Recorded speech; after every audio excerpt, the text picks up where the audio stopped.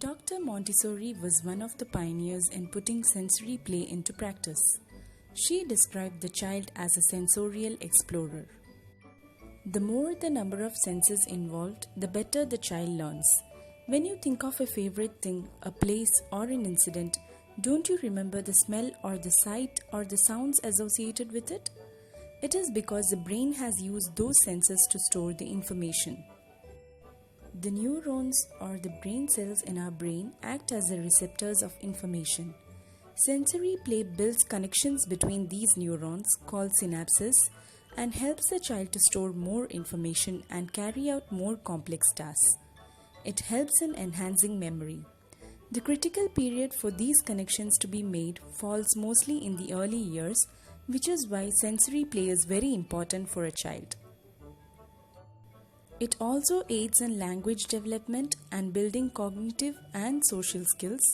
Sensory play helps to meet the child's developmental needs. The best thing you could do is get out in the nature. Nature has got everything to refine your child's senses. The smell of flowers, the sound of birds chirping, the feeling of sand, water, everything. Let your child explore and play with everything around him or her. Activities to stimulate touch and sight senses are more commonly done, and the three other major senses are mostly ignored. In today's video, I'll show you some very easy to set up Montessori-inspired sensorial activities to refine your child's smelling, hearing, and tasting senses. I'll hopefully cover the other sensorial areas in another video.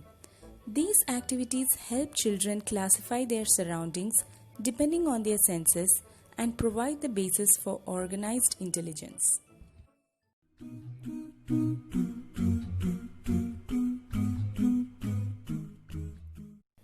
Dr. Montessori used sound boxes which look like what is shown in this picture. I've used popsicle sticks instead of these cylinders. This is basically a matching activity. I fill them with black peppers in one, cardamom pods in another, and some cumin seeds in the third one. You could use anything like sand, rock salt, beads, etc. I filled exactly the same in the second set.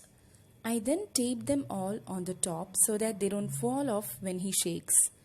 Now what he has to do is shake one from the first set, listen to its sound, and find the matching pair from the second set. You can also teach them the words loud and soft at this point. As the child progresses, you can increase the number of bottles with only a little difference between each sound, making it more challenging. Is it the same?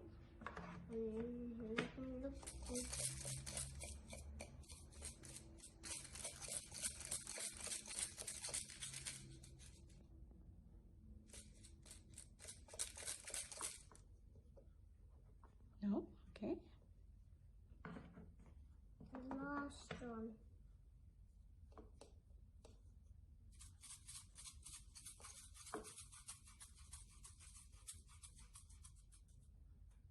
Shake the other one and see.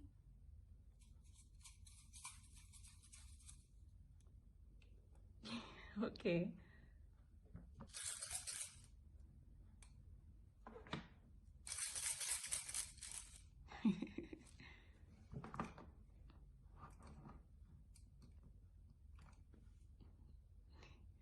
You matched everything? Do you want to check if it is correct? You can open and see if it is correct.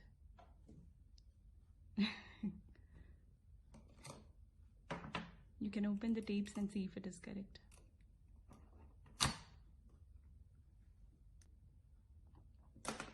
Let me look at the last one, this one. Okay, take the tape out. Yes, see, matches. It matches? Yeah. Another activity we did was this. I showed him 3 objects with different textures and weight. I then put them inside the popsicle sticks and asked him to guess what was inside each by shaking it. Human. Yes.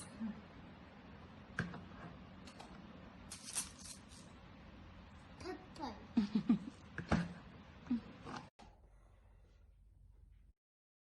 Similar activities can be done with smell and taste as well.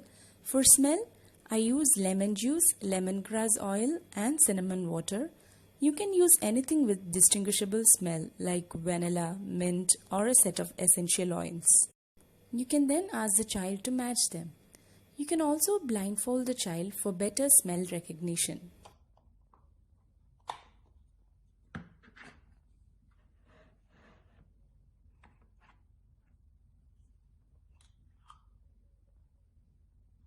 Smell? Is it that one? Yeah? Okay.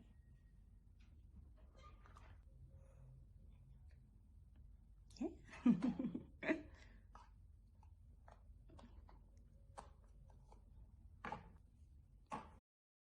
We also played another game with these. I told him he could be the shopkeeper and I would come to buy the bottles. So I first introduced the names of each bottle to him. This was more like a memory game.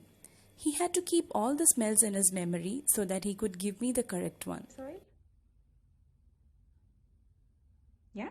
Okay, then I want that. Thank you. Now I want some cinnamon. Yeah, that is cinnamon. Is that cinnamon? Can you try and see if that is cinnamon? Can you smell and see if that is cinnamon?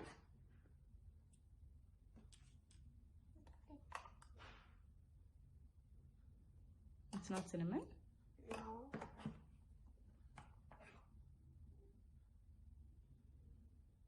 It's cinnamon.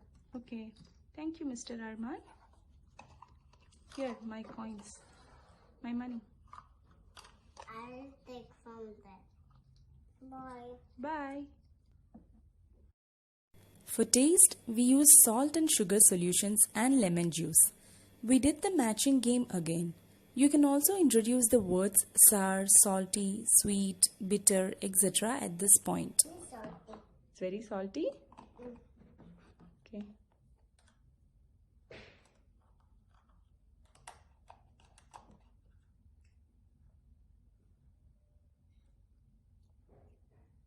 What's that? Does it match? No? Okay. Try the next one.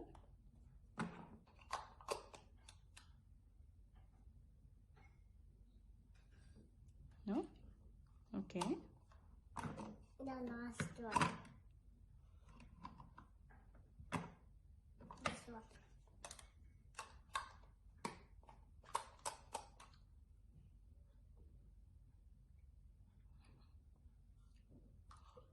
Yeah. Okay. So these were some of the Montessori inspired sensorial activities to refine your child's hearing, smelling and tasting senses. I hope you all liked the video. Thanks for watching.